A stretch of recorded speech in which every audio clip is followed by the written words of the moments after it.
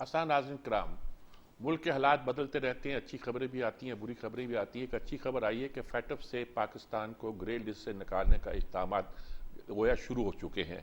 Positive खबर आई है और पॉजिटिव खबर यही है कि ये काम कुछ बेहतर तौर पर अंजाम हो गया है। इसी के साथ बहस शुरू हो गई है। बहस शुरू हो गई है कि इस क्रेडिट किसको जाए। साबिक वज़ीर ख़ारजा कहते हैं कि सारा क्रेडिट पुरानी हुक्मरान जमात को जाता है।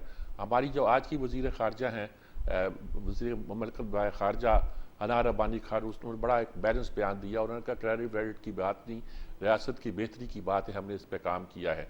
एक बयान बहुत ऑब्वियस अलग सा बयान आया है, वो DGISPR का आया है। उन्होंने कहा कि फ़ौज के मिलिट्री ऑपरेशन के जो सरबराह हैं उनके तहत ये एक पूरी एक टीम बनी थी और उस टीम ने दिन रात काम किया और काम करके इस बात को इस नतीजे तक पहुंचाया है। हो सकता है कि इसमें फिर एतराज़ हो कि DGISPR क्यों बोले हैं, लेकिन ये एक बहुत इंपॉर्टेंट बात है। हमारे साथ कोविड के मसले को भी फ़ौज ने बड़े तरीके के साथ हैंडल किया था। अगरचे सरबराही उसकी हमारे एक वज़ीर के सपुर्द थी और वही बयान दिया करते थे, वही करते थे, लेकिन काम करने वाले लोग बहुत थे। सारे अदारों ने काम किया, मिलजुल के काम किया, कई साल काम किया है।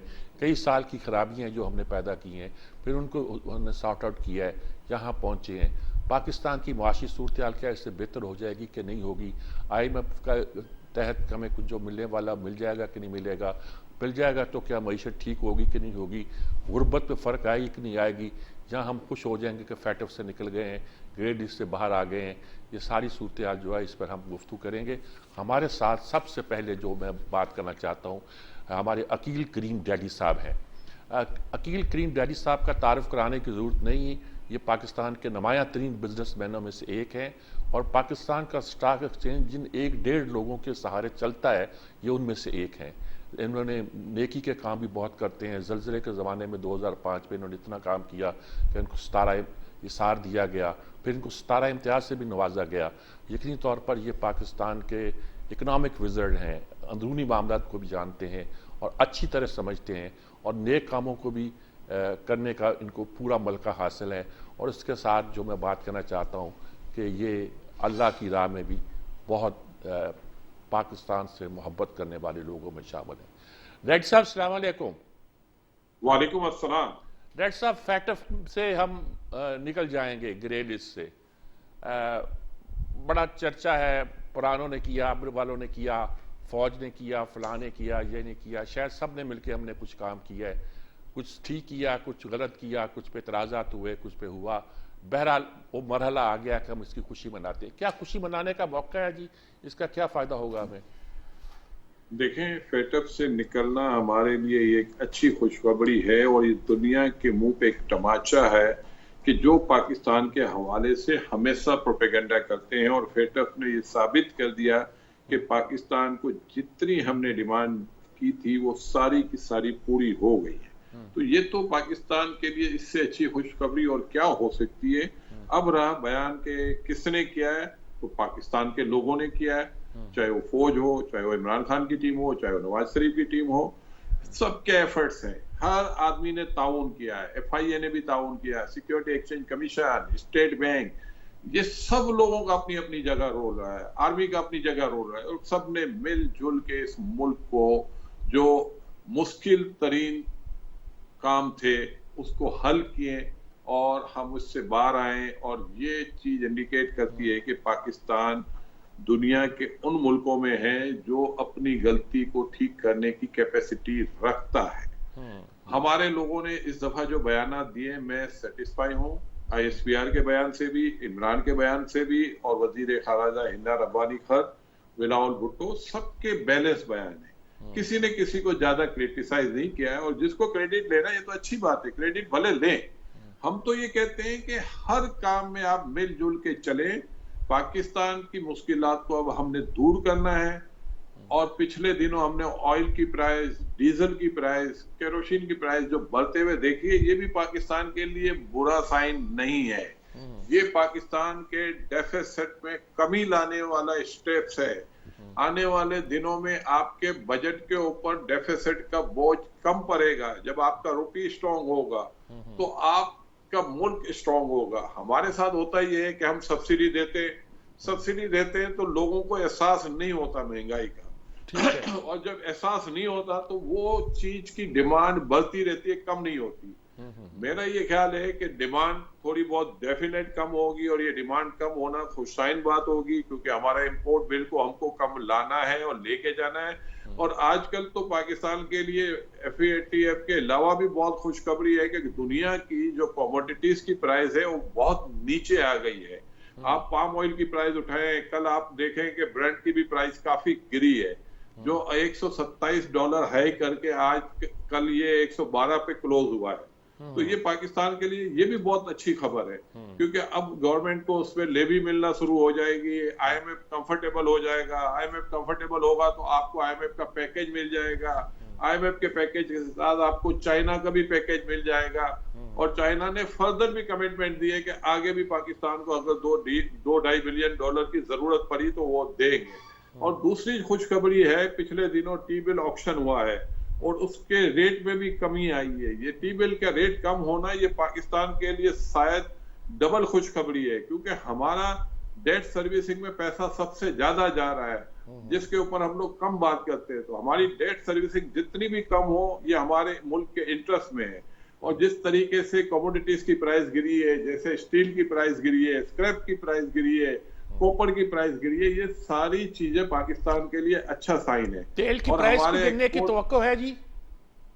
जी बिल्कुल है, क्योंकि अमेरिका ने इंटरेस्ट रेट 0.25% बढ़ाया है, यूरोप ने इंटरेस्ट रेट बढ़ाया है, इंग्लैंड ने इंटरेस्ट रेट बढ़ाया है। तो वहां भी अब लोग स्पेकुलेशन से निकलेंगे, ये होल्डिंग वगैरह की ताकत लोगों की खत्म हो जाएगी, क्योंकि इंटरेस्ट रेट बढ़ने का मतलब ये होता है कि लोग स्पेकुलेशन से निकले। लोगों को कहा जाता है कि वो स्टोर चीजें कम करें। तो ये तो डेफिनेट आने वाले दिनों में आपकी कमोडिटीज ने नीचे जाना ही जाना है। और फिर इस गवर्नमेंट के पास गुंजाइश भी बन जाएगी कि लोगों को ये जो इन्होंने प्राइस का बर्डन डाला है उसको ये कम भी कर सकते हैं। और बहुत जल्दी हम देखेंगे कि जिस तरीके से कमोडिटीज गिरी है, तो अगले हफ्ते 1.5 हफ्ते में हम ये देख सकते हैं कि फर्दर प्राइस रिड्यूस हो सकती है। तो मैं ये कह रहा हूं कि चीजें अच्छी से अच्छी हो रही है। सिर्फ हमारे लोगों को चाहिए कि आपस में एक दूसरे के ऊपर कीचड़ ना उछाले, मिल के बैठे, गलतियां जिसकी भी हुई है सब गलतियों को एक्सेप्ट करें और आगे बढ़े। मुल्क को स्ट्रॉन्ग करना बहुत जरूरत है। अभी हमें सपोर्ट मिल रहा है। इवन आपने देखा कल वीट की प्राइस भी गिरी है। प्राइवेट सेक्टर के पास ऑलरेडी वीट काफी पड़ी हुई है। गवर्नमेंट को भी पैनिक करने की जरूरत नहीं है। अगर वीट शॉर्ट होती भी है तो आज से 7-8 महीने बाद होगी, अभी तो नहीं होगी। अभी तो आपके पास अच्छी खासी क्रॉप है। पास्को में भी अच्छी उठाई हुई है, कम से कम 15 मिलियन टन तो आपके प्राइवेट सेक्टर ने उठाई हुई है। तो मैं ये समझता हूँ छोटी छोटी बातों पे हमको पैनिक होने की जरूरत नहीं है। हमें मसले हल करने चाहिए, बैठ के रिजॉल्व करने की जरूरत है। इंटरेस्ट रेट को और थोड़ा नीचे लाएंगे तो ताकि और आपकी डेट सर्विसिंग कम हो। तो हमारे पास इस वक्त सिचुएशन जो बहुत मुश्किल थी, उसमें उस मुश्किल सिचुएशन में आज बेहतर सिचुएशन दिख रही है। और कल का जो कमोडिटीज का जो कब्रिस्तान बना है, इंशाल्लाह आने वाले दिनों में मैं यकीन से कह सकता हूँ कमोडिटीज फर्दर गिरेगी, क्योंकि ये कोविड का बैकलॉग ने सबको परेशान किया था। अब इंडस्ट्रियां फुल फ्लैश चलना शुरू हो गई है, क्रॉप बड़ी से बड़ी आनी शुरू हो गई है। पाकिस्तान की भी पिछली 2 क्रॉप बहुत अच्छी थी और तीसरी की भी हमें एक्सपेक्ट करना चाहिए। फिर यूरिया भी इंटरनेशनल मार्केट में अच्छी खासी नीचे आई है, डेप की प्राइस भी नीचे आई है। तो मैं और इंडिया को, रशिया ने और चाइना को, दुनिया का आधा पॉपुलेशन तो ये 2 मुल्क है, और इन लोगों को इतनी बड़ी डिमांड रशिया ने दे दी है। तो जाहिर बात है कि मार्केट में ऑयल की डिमांड इनकी बाइंग पावर के बाद कम हो जाएगी। तो फर्दर भी हम ऑयल पे प्रेशर देख सकते हैं। तो मैं समझता हूँ ये पाकिस्तान के लिए हर आने वाले दिन में अब अच्छी खबर का हमें इंतजार करना चाहिए। मैं समझता हूँ तीसरे वीक में IMF से आपका एग्रीमेंट साइन हो जाएगा, और वो एग्रीमेंट साइन होने के बाद आपके रुपये को स्ट्रॉन्ग होता हुआ भी देखेंगे। आपका मतलब IMF का रवैया पाकिस्तान के साथ मुस्बत हो जाएगा आपके ख्याल में? मेरा ख्याल है कि देखिए, पाकिस्तान कुछ नहीं कर रहा था तो जाहिर बात है कि IMF आपको पैसे दे रहा है। वो पैसे इसलिए तो नहीं दे रहा कि आप उठा के इसको सब्सिडी में खा जाएं। वो यही कहता है कि आप अपने आप को डिसिप्लिन करें। अगर चीजें महंगी हुई है तो उसको महंगा करें। आप लोगों को जब महंगी चीज सस्ती देंगे तो लोग इस्तेमाल तो ज्यादा करेंगे। तो IMF को हमें ब्लेम नहीं देना चाहिए। अगर आप यहाँ छोटे से बैंक के पास पैसा लेने जाए तो वो तो आपसे सब कुछ अपना लिखवा लेता है। तो हमें सिर्फ गाली देने का IMF को जब हक है जब हम अपने आप को डिसिप्लिन करें, हम डिसिप्लिन करें ना और दूसरों को ब्लेम दें, ये किसी सूरत में अच्छी बात नहीं है। हमें अपनी रिवायत से अब निकलना होगा कि आप पैसे उधार लो और फिर उसी को गाली दो। देखिए आईएमएफ आपको जो लोन देता है सस्ता लोन देता है, आप कॉमर्शियल लोन लेते हैं वो बहुत महंगा लोन होता है। तो ये हमें अंडरस्टैंड करना चाहिए कि अगर वो हमें डिसिप्लिन करना चाहता है तो हमारे इंटरेस्ट की बात कर रहा है, उसको कोई पाकिस्तान से और कोई तो सरोकार नहीं है। वो तो ये चाहता है कि पाकिस्तान अपने पांव पे खड़ा रहे। हमारे साथ मसला है कि पिछले 2 साल के अगर कॉर्पोरेट सेक्टर के रिजल्ट देखें तो ह्यूज प्रॉफिट है, लेकिन अगर आप गवर्नमेंट की बैलेंस शीट देते तो बुरी हालत है। तो हम ये चाहते हैं कि गवर्नमेंट की बैलेंस शीट बेहतर हो और हम भले थोड़ा कम कमाएं ताकि हमारा रुपी स्ट्रांग रहे। हमारा रुपी स्ट्रांग रहेगा तो इन्फ्लेशन कम आएगा, रुपी वीक होगा तो इन्फ्लेशन ज्यादा आएगा। देखे ना, ये गवर्नमेंट आई, अगर ये शुरू में डिसीजन ले लेते और आईएमएफ से जाके ये सारी चीजें मनवा लेते तो आपके रुपये पे प्रेशर ना आता। अगर रुपये पे प्रेशर नहीं आता तो इनको इतना ज्यादा प्रॉब्लम इनको फेस ना करनी पड़ती। लेकिन अब ठीक है, इन्होंने अच्छे डिसीजन लेने शुरू कर दिए, हमें अप्रिशिएट करना चाहिए। क्या आपका क्या ख्याल है, सी पैक बिल्कुल एक तरह का रोल बैक हुआ था, लोग कहते थे कुछ काम नहीं हो रहा, क्या उसमें भी तवक्को है कि चीन की तरफ से? हमारे वजीर खजाना ने तो कहा है कि चीन का पैसा आना इंपॉर्टेंट नहीं है, बल्कि चीन जैसी बड़ी ताकत का पाकिस्तान की पुष्ट पे आना एक बहुत इंपॉर्टेंट बात है। हमारी फौजी क़यादत भी जाके मिलके आई है, तो कोई तवक्को हो सकती है कि वो मनसूबे हमारे वाइव हो, हमारी इन्वेस्टमेंट वहाँ चीन से भी आए, चीन की कंपनियों से, चीन के बैंकों से? क्या लग रहा है चीन की बहुत देखिए, चीन की बहुत बड़ी इन्वेस्टमेंट है और चीन अब पाकिस्तान से अलग तो नहीं हो सकता। और हमारे आर्मी चीफ जो गए थे, डेफिनेट उन्होंने इनको ये यकीनदानी कराई होगी कि हम सीपेक को फुल सिक्योरिटी देंगे और आप अपने काम को जारी रखें। आपको अगर किसी किस्म की भी प्रॉब्लम हुई तो फौज इसकी सिक्योरिटी देने के लिए तैयार बैठी हुई है। और उसी बात की वजह से उनको यकीन दहानी भी कराई होगी कि जो आपका हमारा रीशेड्यूलिंग हो चुकी है और $2.4 बिलियन मिल रहे हैं तो वो आप हमें वापस करें, क्योंकि इस वक्त हमारी नीड है। तो मेरा ये ख्याल है कि वो चाइनीज भी फौजी क़यादत जब गई है तो डेफिनेट वो कन्विंस हो गए होंगे और ये पैसे भी आपके अकाउंट में इंशाल्लाह ताला क्रेडिट हो जाएंगे। तो मैं यही कह रहा हूँ ना कि ये जो रुपये की वीकनेस है, फिर जारी बात है कि पाकिस्तान में एक बात तो है ना कि जब डॉलर और रुपये वीक होता है तो लोग डॉलर पकड़ना शुरू कर देते हैं। फिर हज का सीजन भी है, तो इस वजह से थोड़ा सा ज्यादा प्रेशर हमने देखा। लेकिन अगर हमारे ये को शाइन खबर एक आधे हफ्ते में आ जाती है तो मैं यकीन से कह सकता हूं कि आपके मुल्क के हालात जो मुश्किलात में जा चुके थे अब मुश्किलात से बाहर निकलना शुरू हो जाएंगे। और ऑलरेडी हमारे पास 2-3 अच्छी खबरें आ चुकी हैं और आने वाले दिनों में हम एक्सपेक्ट करते हैं कि अच्छी से अच्छी खबर सुनने को मिलेगी इंशाल्लाह। इंडस्ट्री आपकी रिवाइव करती नजर आती है या वैसी की वैसी है, या हम अपनी एग्रीकल्चर पर डिपेंड करेंगे, सर्विसेज सेक्टर कुछ नहीं कर पाएगा, बड़ी इंडस्ट्री कुछ नहीं कर पाएगी, सिर्फ मोटरें बनाती रह जाएगी, या कुछ लगता है कि कुछ वर्सटाइल चीजें ऐसी बने? पाकिस्तान में एक बात आपको ज़हन में रखनी है कि हमारे पास बहुत बड़ा रिजर्व नहीं है। हम ग्रोथ ओरिएंटेड पॉलिसी जब भी बनाएंगे ना तो हमारे रिजर्व पे प्रेशर आता है। हमें सबसे पहले मुल्क के रिजर्व को $25 बिलियन टारगेट रखना है कि लेके जाए। जब आप $25 बिलियन के टारगेट पे पहुंचे ना तो फिर आप अपनी ग्रोथ ओरिएंटेड पॉलिसी बनाएंगे ताकि आपके ऊपर रिजर्व पे प्रेशर ना है। $25 बिलियन का मतलब है कि 4 महीने का इंपोर्ट का बिल। दुनिया में वैसे 3 महीने का कहते हैं, लेकिन पाकिस्तान के लिए एहतियातन हम कहते हैं कि 4 महीने का इंपोर्ट बिल हमारे पास होना चाहिए। और आगे मैं ये नहीं देख रहा कि हमारे ऑर्डर्स में बेहतरी हम नहीं देखेंगे। शायद हो सकता है हमारी राइस की एक्सपोर्ट ज्यादा हो जाए, हो सकता है आईटी साइड पे हम थोड़ा अपनी एक्सपोर्ट बढ़ा लेंगे और 2-3 और एरिया है जिसमें छोटी मोटी हमारी एक्सपोर्ट बढ़ सकती है। लेकिन टेक्सटाइल में क्योंकि स्लो डाउन शुरू हो चुका है और दुनिया से वो ऑर्डर अभी इस दफा हमें नहीं मिले, तो हमें एहतियातन ये सोचने की भी जरूरत है कि हो सकता है हमारी टेक्सटाइल की एक्सपोर्ट में शायद हम ग्रोथ ना देखें, हो सकता है थोड़ी बहुत कमी देखें। लेकिन इसके साथ साथ हमारे इंपोर्ट बिल में भी डेफिनेट हम कमी देखेंगे, क्योंकि पाम ऑयल की प्राइस गिरना हमारे लिए खुशाइन बात है, क्रूड की प्राइस गिरना ये भी हमारे लिए खुशाइन बात है, स्टील कोयला ये जब नीचे आता है तो डेफिनेट ये सब हम इंपोर्ट करते हैं। और फिर कॉटन वगैरह की भी प्राइस पाकिस्तान में तो काफी गिरी है, इंटरनेशनल मार्केट में अभी गिरना शुरू नहीं हुई है। अगर वो प्राइस भी गिरती है तो साल की एक सिंथेटिक कॉटन केमिकल हम $5 बिलियन का इंपोर्ट करते हैं। अगर ये 20-25% यहाँ से भी प्राइस रिड्यूस होती है तो ये भी हमारे लिए अच्छी खबर होगी। तो हमें अब आपस में इन लोगों को भी बैठने की जरूरत है, बैठ के डायलॉग करके अपने मसाइल को खत्म करें। इमरान खान की नाराजगी अपनी जगह बिल्कुल सही है, क्योंकि उनके साथ सलूक जो हुआ है वो अच्छा नहीं हुआ है, लेकिन आप टीम बनाए, जाएं उनके पास और जो हुआ है उसके हवाले से क्लियर कर ले, मिल के बैठे। मैं कहता हूं इस मुल्क में एहतसाब तो आप कर नहीं सकते, इसके लिए लड़ने की जरूरत भी नहीं है, क्योंकि पाकिस्तान में आप सिर्फ एहतसाब कर सकते हैं तो छोटे मोटे चोरों को ही पकड़ सकते हैं, आप किसी बड़े आदमी को तो हाथ भी नहीं डाल सकते। और ये कोई मैं किसी एक पार्टी के लिए नहीं कहता हूँ, ये पूरे पाकिस्तान के लोगों के लिए कह रहा हूँ कि हमारी सारी क़यादत बड़े लोगों के हमें सामने झुक जाती है।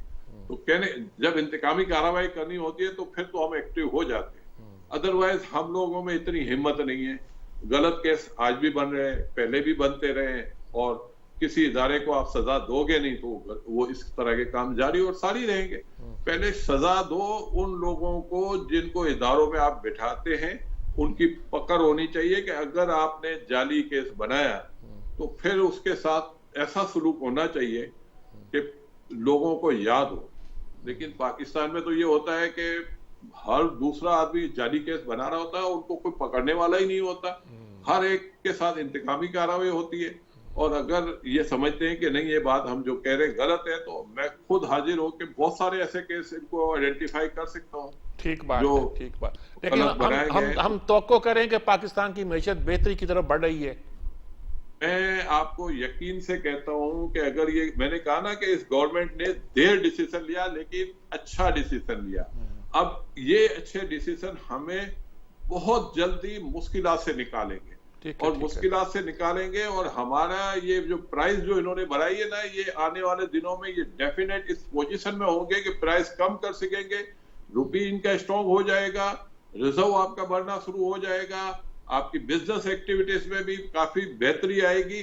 कुछ बजट में जो खामियां हैं, जैसे नॉन रेजिडेंट पाकिस्तानी को, क्योंकि वो पाकिस्तान में तो उनका रिटर्न वगैरह जमा नहीं होता है, तो उनके ऊपर जो 5% एडवांस टैक्स लगा दिया गया है, वो मैं समझता हूँ इनको खत्म करना चाहिए। अगर कोई नॉन रेजिडेंट पाकिस्तानी अगर इमरान खान को सपोर्ट करते हैं तो उसमें नाराज होने की जरूरत नहीं है। ठीक हमारे लिए सबके साथ एक जैसा सलूक होना चाहिए, हमें पॉलिसी में भी सबको एक जैसा करना चाहिए, और वहां से ये रिमिटेंस भी हमें भेजते हैं, हमारे यहाँ बिजनेस भी करते हैं, प्रॉपर्टी में भी इन्वेस्ट करते हैं, मकान भी खरीदते हैं, तो उनकी सहूलतों को बहाल करें, उनको आप नाराज ना करें, वो हमारे अपने भाई हैं, और उनके लिए प्लेटफॉर्म ठीक है, आप आस्ते आस्ते चीजों को बेहतर करें। लेकिन ये जो बजट में आपने नई मुसीबत उनके ऊपर थोपी है, कम से कम इसको आपको पूरी तौर पर वापस ले। ओवरऑल ये है कि हम मईशत में सही समत पे जा रहे हैं। बहुत शुक्रिया आपका अकील करीम डैडी साहब, आपने बहुत बहुत मुस्बत अंदाज से पाकिस्तान की पिक्चर पेश की, और इतनी ग्लूमी माहौल में एक रोशनी की किरण दिखाई। खुदा की ज़ुबान मुबारक करे, खुदा आपके तज़िये को ही सही साबित करे और पाकिस्तान बेहतर रुख पे चले। बहुत बहुत शुक्रिया आपका। इजाज़त चाहता हूँ जी, एक वक्फे लेते हैं, वक्फे के बाद हाजिर होते हैं।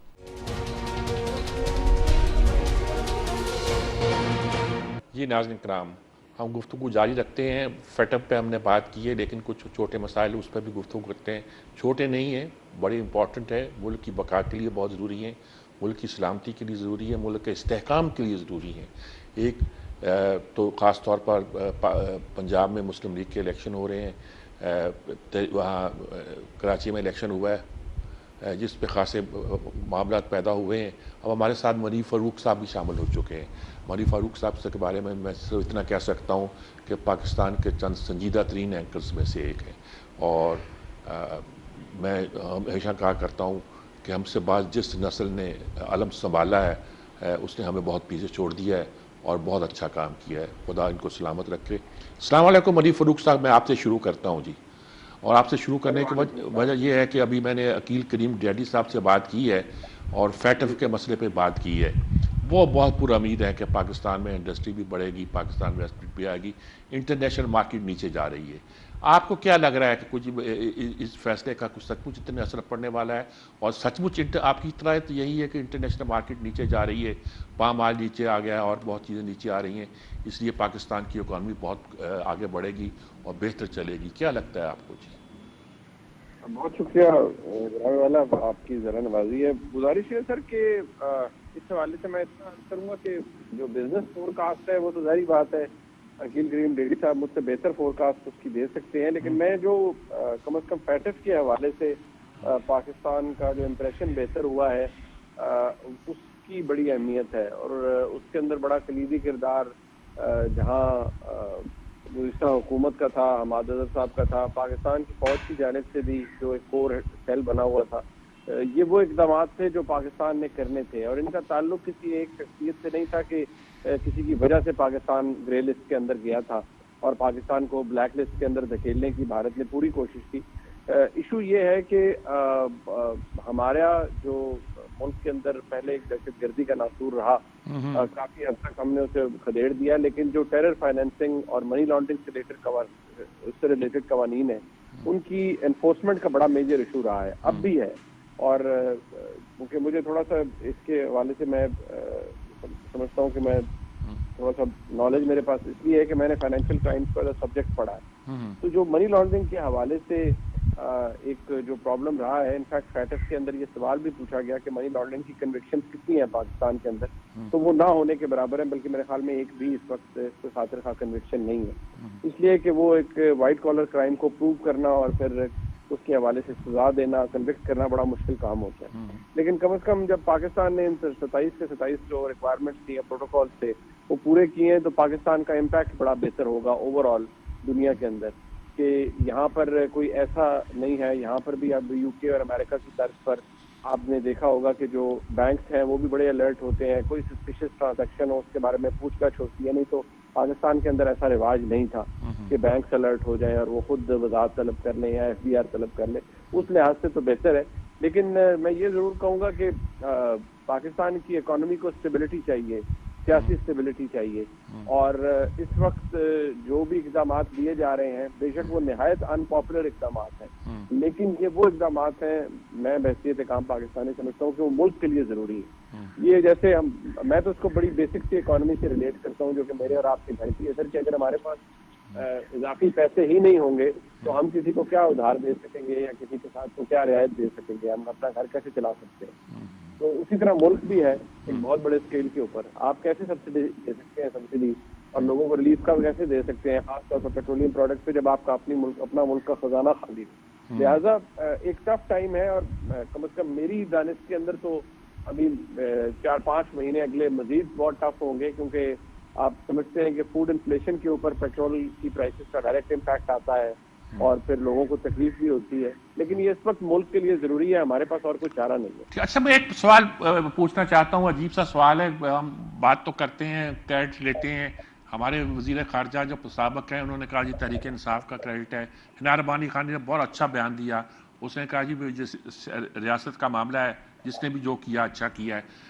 लेकिन मैं जो ख़ास तौर पे कह रहा हूँ कि फ़ौज के DGISPR ने फिर कहा है, और DGISPR के बयान पर आजकल बड़ी गुफ्तगू होती है और बड़ा उस पर एक तरह के क्रैश भी होता है। उन्होंने कहा कि हमारा DG ऑपरेशन के तहत बाकायदा सेल था जिसने तमाम राब्ते किए, हुआ है जैसे कोविड में हुआ है, एक पूरा सेल था, हेड उस वक्त अगर सिविलियन वजीर कर रहा था। तो क्या हमारे सारे मामला फौज में बैठकर वो इस तरह तय होते हैं और देखे जाते हैं? पॉजिटिव बात है, नेगेटिव बात नहीं है, लेकिन क्या उन्होंने ये रोल अदा किया और इसका कहना बहुत जरूरी था?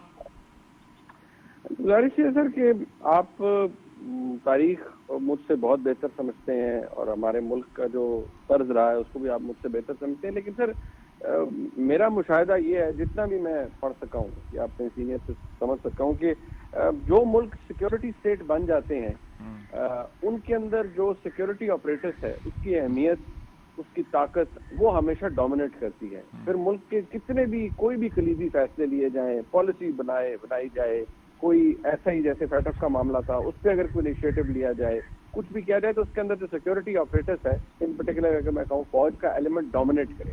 हमारा मुल्क है ही ऐसा, इसका DNA ही यही है बदकिस्मती से कि हम शुरू से ही एक नेशनल सिक्योरिटी स्टेट बन गए और आज तक हैं। तो मैं तो उस चीज़ को ऐसे एक्सेप्ट करता हूँ कि ठीक है, शायद ये आज अगर हमारे मुल्क का एक, बहुत से लोग इस पर एतराज़ भी करते हैं, लेकिन मेरे नज़दीक एक बाइंडिंग फैक्टर है।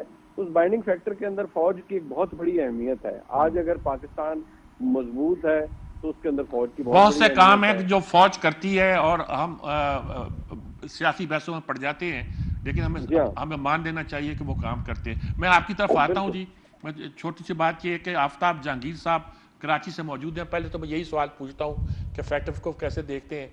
दूसरे कराची के इंतखाबात से गुजरे हैं, अगरचे वो तो उनकी पार्टी एक्टिव नहीं थी, लेकिन या उतनी नहीं थी, लेकिन क्या क्या क्या महसूस करते हैं इलेक्शन के बारे में? छोटी सी खबर पूछना चाहता हूँ। दूसरी बात मैं फैटफ के बारे में पूछना चाहता हूँ कि उनकी क्या इस वक्त फीलिंग है जी। जी बिस्मिल्लाहिर्रहमानिर्रहीम। बहुत शुक्रिया साजिद मीर साहब आपको और फारूकी साहब को और बलोच साहब को मेरा सलाम। देखिए बात ये है कि मैं ये समझता हूँ कि जब पाकिस्तान की बात आए तो फिर हमें सियासी तौर पर जो है उसको या इदारे के तौर पर भी उसको डिस्कस नहीं करना चाहिए, बल्कि खुश होना चाहिए कि जी हमारी चीज़ें बेहतरी की तरफ जा रही हैं। अच्छा होता क्या है कि जैसे भी आप बता रहे थे कि जी आप भी कहते हैं इस्टेब्लिशमेंट और फौज ने तो आके ISPR ने आके बाकायदा बयान दिया कि जी हमारा एक सेल बना हुआ था और हमने इस सारी चीज़ें लुक आफ्टर की हैं। इसी तरह हमारी हुकूमत जो कि यकीनन जिसकी बहुत बड़ा किरदार है, क्योंकि लास्ट टाइम भी एक आध पॉइंट के ऊपर हमारा मामला अटका हुआ था, हम उसे पार्लियामेंट में भी लेकर गए और पार्लियामेंट के अंदर जो कुछ हुआ वो भी आपने देखा कि आज जो हमारे इस वक्त हुक्मरान हैं वो उन्होंने उस वक्त इस पर बायकाट किया। और उसके बाद बहरहाल ये एक खुश आइन बात है कि जी हम बेहतरी की तरफ जा रहे हैं, और अगर हम उसको डिस्कस ना करें तो ज़्यादा बेहतर होता है। जैसे अगर SPR नहीं आता मीडिया के ऊपर और कहता कि जी, तो वो हर आदमी क्रेडिट लेने के चक्कर में है। तो मैं समझता हूँ कि पाकिस्तान के ऊपर क्रेडिट लेने की कर्ज जरूरत लेने नहीं है। की बात नहीं, पाकिस्तान रियासत का मामला है। जी हनारबानी वो साहब ने रियासत, ठीक कहा मैं कि यही मैं सज्जाद मीर साहब यही कह रहा हूँ कि हमें खुश होना चाहिए कि एज ए पाकिस्तानी जो है पाकिस्तान की चीज़ें बेहतरी की तरफ जा रही हैं, और जिसका जो किरदार है उसे मानना चाहिए। लेकिन यकीनन क्योंकि हमारे यहाँ सियासी माहौल ऐसा है कि हम कोई चीज़ किसी दूसरे को शेयर करने के लिए तैयार नहीं है। वह हिना रब्बानी खर साहिबा हों या मुफ्ता इस्माइल साहब हों या शहबाज शरीफ साहब हों, वो ये कभी भी नहीं कहेंगे कि नहीं जी बहुत अच्छा काम करके गई है PTI। और PTI के लोगों को भी चाहिए कि मैं खुद PTI का हूँ, लेकिन मैं कहता हूँ कि हमें चीज़ों को बेहतर रखना चाहिए ताकि हमारे आने वाले मुस्तकबिल जो है वो सिक्योर हो और हमारा जो मुल्क है माशी तौर पर एक बिल्कुल मजबूत ठीक मुल्क हो। बात है, बिल्कुल और ठीक जहाँ बात तक आपने दूसरी बात की कराची के इलेक्शन के हवाले से, मीर साहब आप ये देखें कि 8.5% वोट कास्ट हुआ है, और हमारा आइन ये कहता है कि किसी भी कॉन्स्टिट्यूंसी के अंदर अगर 10% से कम खवातीन के वोट हो तो वो इलेक्शन दोबारा कराया जाएगा। अब 8.5% टोटल वोट कास्ट हुआ है तो उसमें खवातीन के 10% कैसे हो सकते हैं? हो ही नहीं सकते। यकीनन अगर आप 50-50 भी रखेंगे तो 4-4.25 के करीब ये जो परसेंटेज हंगामा हुआ वोट। इसका क्या बनेगा? अच्छा देखिए ये एक चीज है, ये हमारे यहाँ एक रवायत बन गई है कि हम एक तहरीक दूसरे तहरीक को लब्बैक खास तौर पर आगे आई है और बड़े असल में ये मीर साहब बात ये है कि जब आप रिजल्ट बताते हैं कि जी 300 पोलिंग स्टेशन के अंदर जो है तहरीक लब्बैक वाले विन कर रहे हैं और वो अपनी खुशियां मना रहे थे, उसके बाद पता चलता है कि जी एक जगह पर वो हंगामा आराई भी होती है और उसके बाद एक बंदा शहीद भी हो जाता है, और वो सिलेक्शन 51 पोलिंग स्टेशन नंबर 51 का जो है वो उसको रोक दिया जाता है, उसको कहते हैं इसको बाद में इस पे होगा। और उसके बावजूद जो है कुछ पोलिंग स्टेशंस का रिजल्ट आता है तो वो फिर उसी तरह हो जाता है। ये होता है किसी में कम किसी में ज्यादा, यानी कि लेकिन इस लिहाज से इत्मीनान बख्श से ज्यादा तशवीश की बात नहीं है। लेकिन देखें मीर साहब एक चीज है, आप मुझे बताएं कि जो 8.5% वोट कास्ट होना इसका मतलब है लोगों का जो है इंटरेस्ट खत्म हो नहीं, गया। ये ठीक बहुत बात, ठीक खतरनाक बात, बात, ठीक बात, ये ठीक बहुत बात है। खतरनाक बात है कि अली अगर गौहर लोग साहब, आपसे पूछना चाहता हूं, एक तो फैटफ के मामले पे आपसे राय लेना चाहता हूं। मुस्लिम लीग क्या समझती है, क्या महसूस करती है? दूसरा, आप अब इलेक्शन ज़िमनी इलेक्शन लड़ रहे हैं पंजाब में, आपका क्या उस पर अब क्या व्यू है जी? बिस्मिल्लाहिर्रहमानिर्रहीम। देखिए जहाँ तक फैटफ का है इसमें आफ्ताब जहांगीर साहब ने अपनी राय दी है और मुनीब साहब ने भी उस पर गुफ्तगू की है। सबसे पहले तो मैं समझता हूँ कि कुछ ऐसे मामलात हैं मुल्की लेवल के जो हमारी सियासी इख्तिलाफात से ऊपर जाकर स्टार्ट होते हैं, और इसमें दानिशमंदी और संजीदगी का यही तकाजा होता है कि जितनी भी पॉलिटिकल पार्टीज हों जहां कौमी सलामती के मसले हों, जहां पर मईशत की बेहतरी के मसले हों, तो वहां पर किसी हद तक अपने इख्तलाफ राय या सियासी इख्तलाफात को ज़रा बालाए ताक रखते हुए मुल्की मफाद की तरफ जरूर सोचना चाहिए। आपको याद होगा यही वजह थी कि एक दफ़ा अपोजिशन में रहते हुए भी शहबाज शरीफ साहब ने मिसाक मईशत की भी बात की। फ़लस्तीन का मसला आया, कश्मीर का मसला आया, कोरोना का पेंडेमिक आया। बहसीयत उस वक्त की अपोजिशन के हमने असम्बली के फ्लोर के ऊपर ना सिर्फ ताउन किया, कौम के साथ इज़हार यकजहती किया, बल्कि उन मामलात में उस वक्त की हुकूमत को भी मैं समझता हूँ कि तावन दिलाया, तावन दिया और उनको मतलब इन मामलात पर जो है हमने सपोर्ट भी किया। लेकिन वो उनकी एक तंग नजरियां उस वक्त की वो चले, इस प्रोग्राम में शॉर्ट टाइम में वो डिस्कस नहीं की जा सकती। लेकिन आपने ये देखा कि फेटफ में 2015 में उस वक्त भी हमारी ही हुकूमत थी, जिस वक्त के ग्रे लिस्ट से निकलकर पाकिस्तान जो है वो वाइट लिस्ट में आया था। उस वक्त भी पाकिस्तान के लिए बड़े बड़े चैलेंजेस थे। आपको याद है में भी आपके ज़माने में था जी। देखें 2013 में जिस वक्त हमने हुकूमत संभाली थी, तो उस वक्त पाकिस्तान में दहशत गर्दी जो थी वो गली कूचों में दंदनाती फैल रही थी। कराची में टारगेट किलिंग जो है वो मतलब है कि उसके इतने वाकयात होते थे और दहशत गर्दी के वो किसी से ढके छुपे हुए नहीं। और पूरे मुल्क का हमारा कोई बड़ा शहर, कोई बड़ा चौराहा, कोई बड़ी जगह जो थी वो महफूज नहीं थी। लेकिन अल्हम्दुलिल्लाह ज़रबे अज़्ब और वो जो ऑपरेशन हुए उसके बाद आपने देखा कि पाकिस्तान की जो मतलब है कि वो एक वो दहशत गर्दी की लहर थी, उसको ना सिर्फ रोका गया, तकरीबन 2018 तक उस पर अगर मैं ये कहूँ कि उस पर 100% कामयाबियां मिली तो मैं उसमें हक बजाने में। दूसरी गुजारिश ये है कि अभी जो फेटफ पर किया जाहिर है इसमें जो हमारी कोर सेल था, जो हमारी मिलिट्री का, उसने भी बड़ा अहम रोल अदा किया। फिर इसमें तमाम इत्तेहादी शामिल हैं, बहसीयत वजीर खारजा मैं समझता हूँ बिलावल भुट्टो ने भी अच्छा काम किया और पूरी हमारी टीम ने, हमारी हुकूमत जाहिर है प्राइम मिनिस्टर शहबाज शरीफ साहब हैं, उनकी भी इसमें बहुत बड़ी एक काविशें हैं और अल्हम्दुलिल्लाह पाकिस्तान उससे अब चीज से निकल आया है। अब क्रेडिट से आगे बात बढ़नी चाहिए।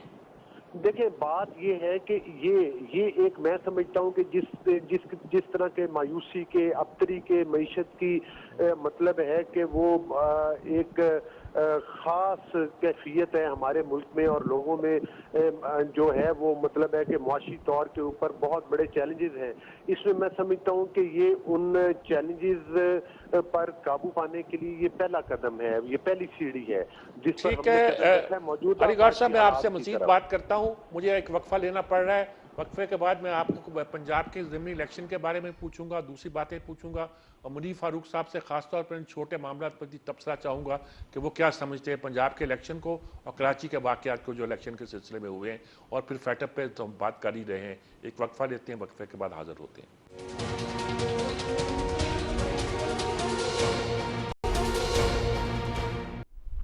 जी नाज़रीन कराम, हम गुफ्तगू कर रहे हैं, असल मसला सारा जो है फैटअप का हो रहा है, बाकी सारे जेली मसले हैं, छोटे से मसले हैं। सोचा कि उस पर भी तबसरा हो जाए, जुमला मोतरज़ा हो जाए या चलते चलते गुफ्तगू हो जाए या कुछ ना कुछ उस पर बात हो जाए जिससे अंदाज़ा हो कि हमारी मुल्क की सूरत हाल की जो ग्राउंड रियलिटीज़ है उसकी क्या हालत है।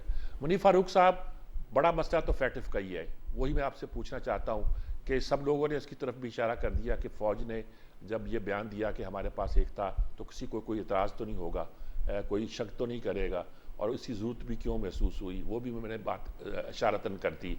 लेकिन दूसरी बात यह है कि इस वक्त ये एहसास पैदा हो रहा है कि इसका फ़ायदा पाकिस्तान को मिन हैसल कौम पहुँचेगा। एक तो मैं इस पर आपकी राय लेना चाहता हूँ, दूसरी मैं लेना चाहता हूँ अभी उनकी राय नहीं आई हमारे अली गौहर साहब की, ये जो मुस्लिम लीग के पंजाब में, ये जो पंजाब में ज़िमनी इंतखाबात हो रहे हैं और कराची के जो इंतखाबात हुए हैं, इसमें आप क्या एनालिसिस करते हैं, क्या आने वाले दिनों का क्या नक्शा देखते हैं? देखिए सर, सबसे पहले ये जो बाई इलेक्शन है खासतौर पर जो कराची के अंदर हुआ, इसमें वो कहते हैं ना कि इसके अंदर बहुत ज्यादा हमें रीड इन नहीं करना चाहिए, क्योंकि आफताब जहांगीर साहब की बात दुरुस्त है कि एक तो वोटर टर्नआउट इसे कहा जा सकता है मिजरेबली लो था। ऑब्वियसली फिर उसके अंदर वो सेंटिमेंट भी कोई क्लियर नहीं होता कि वोटर क्या चाह रहा है।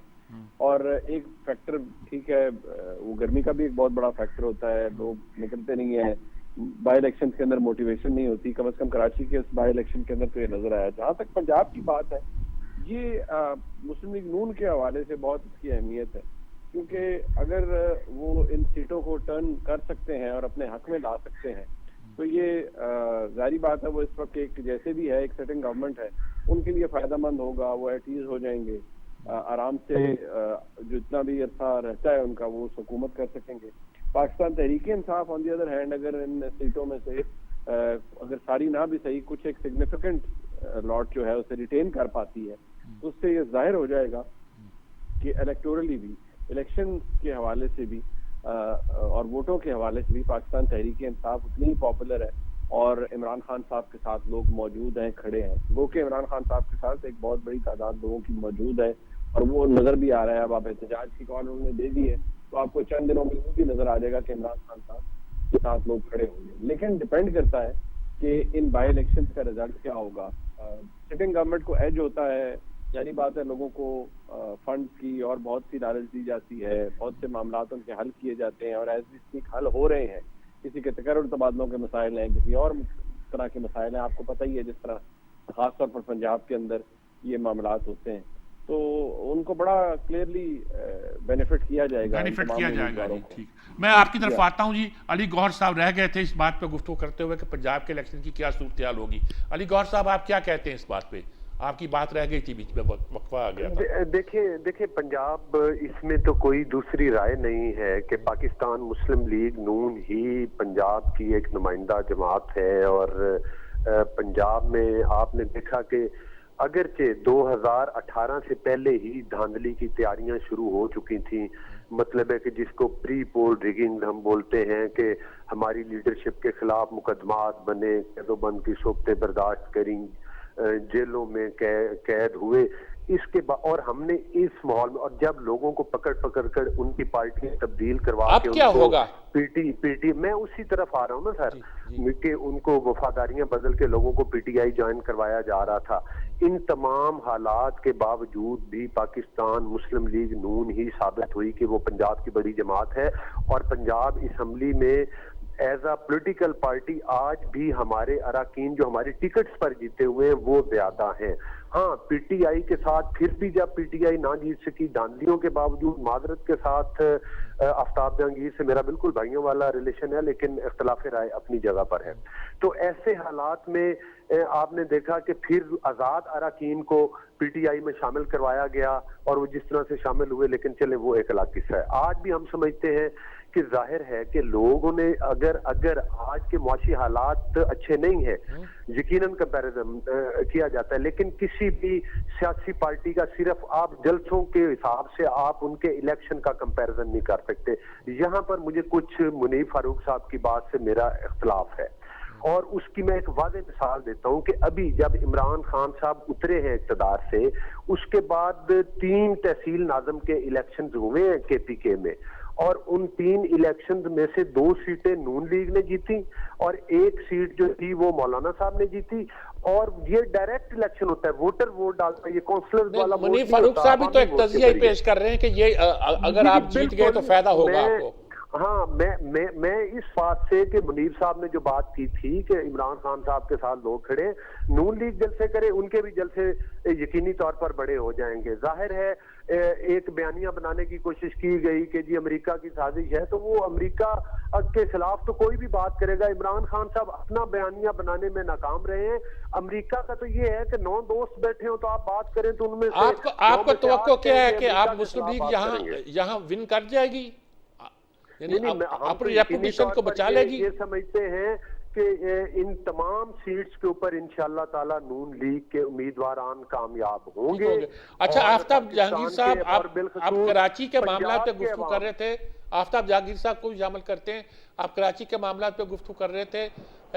मैं खास तौर पर पूछना चाहूँगा कि तहरीक लब्बैक की शमूलियत जो है इस सारे इलेक्शन में, वो क्या रोल अदा करेगी फ्यूचर में, वो क्या फोर्स? देखिए मीर साहब, बात ये है कि अभी मेरे दोस्त अली बलोच ने जो बात की लेकिन वो जो बाई इलेक्शन हुए, आप इस बात का क्रेडिट तो देंगे ना पीटीआई की हुकूमत को कि वो हुकूमत में रहते हुए कोई रिगिंग नहीं हुई। अगर रिगिंग होती तो कभी ना आपके लोग जीतते, फेयर इलेक्शन हुआ। और उसके बाद बरक्स अब नून लीग, शहबाज शरीफ साहब हुक्मरान हैं और हालात आपके सामने हैं, लोगों की चीखें निकल गई हैं। अगर उसके बावजूद फेयर इलेक्शन होता है और अगर नून लीग जीतती है तो फिर तो मैं मानूंगा, मैं कहूंगा कि हाँ जी, इनका ये पंजाब के अंदर बड़ा स्ट्रॉन्ग बेस है। अच्छा, जहां तक मीर साहब आपने तहरीक लब्बैक की बात की, वो मसला ये है कि आपको पता है कि कराची जो था वो हमेशा से एक राइट विंग रहा है, मजहबी रुझान रखने वालों का शहर रहा। लेकिन कुछ अरसे से जब से एमक्यूएम आई तो वो, वरना उससे पहले जमात इस्लामी थी, फिर जमात इस्लामी के साथ मौलाना नूरानी साहब वाली पार्टी हुआ करती थी। तो अब क्या हुआ कि क्योंकि दीनी मिजाज रखते हैं, और जो नारा है तहरीक लब्बैक का, लब्बैक या रसूलुल्लाह लब्बैक, वो एक पावरफुल नारा है। उसकी बुनियाद के ऊपर जो मैं समझता हूं कि अभी तक जितने भी इलेक्शन हुए, तहरीक लब्बैक वाले यकीनन एक अच्छी जो है कि तादाद में वोट लेते हैं, लेकिन वो हुकूमत बनाने के लिए नहीं। जो इलेक्शन हुआ है कराची के अंदर, उसमें क्योंकि पीटीआई ने शमूलियत नहीं अख्तियार की और कंटेस्ट नहीं किया, तो उसका नतीजा ये निकला कि लोगों का इंटरेस्ट खत्म हो गया। अगर पीटीआई होती तो यकीनन इंटरेस्ट बढ़ता, जीतता कोई भी, लेकिन एक वोटों की तादाद भी बहुत ज्यादा होती। लेकिन जब नहीं थी तो इनके तो जितने 100% लोग होंगे तहरीक लब्बैक के, उन्होंने आकर वोट कास्ट किया है, क्योंकि आपको पता है मजहबी जमात के लोग जो है वो तशद्दुद की फिजा तो पैदा नहीं होगी कराची में। सर देखिए, तशद्दुद की फिजा तो पैदा हो गई है। अब इसके अंदर जो है बैठकर बात करने की जरूरत है, क्योंकि मुस्तफ़ा कमाल साहब के एक साहब को गोली लगी, वो शहीद हो गए और कुछ जख्मी हुए, और मुस्तफ़ा कमाल साहब खुद कह रहे हैं कि मुझे भी गोली लगी थी लेकिन मैंने उस वक्त जिक्र नहीं किया, तो मैं खुद भी जख्मी हुआ था। तो इस सूरत हाल के अंदर बड़ी मुश्किल हो जाएगी कराची के अंदर। ठीक बात है, यही बात है। मुनीर फारूक साहब, हम सारी बात कर रहे हैं, फैटअप पे भी कर रहे हैं, असूली बात भी कर रहे हैं, पाकिस्तान के मुस्तकबिल की बात कर रहे हैं, लेकिन ये छोटे छोटे मामला आते हैं। पंजाब के इलेक्शन जो हैं ये छोटा मामला नहीं, खासा इंपॉर्टेंट मामला है, इसके नताज जैसे कि आपने जाहिर किए। और कराची में ये जो नया एलिमेंट आ रहा है तशद्दुद का, अगर ये पैदा हो गया, एक तरफ एमक्यूएम भी है, तो क्या सूरत हाल पैदा होती है। मैं कल चाहूँगा कि आप बहस को एक तरह के आप कंक्लूड करें इन तमाम पहलुओं पर गुफ्तगू करते हुए।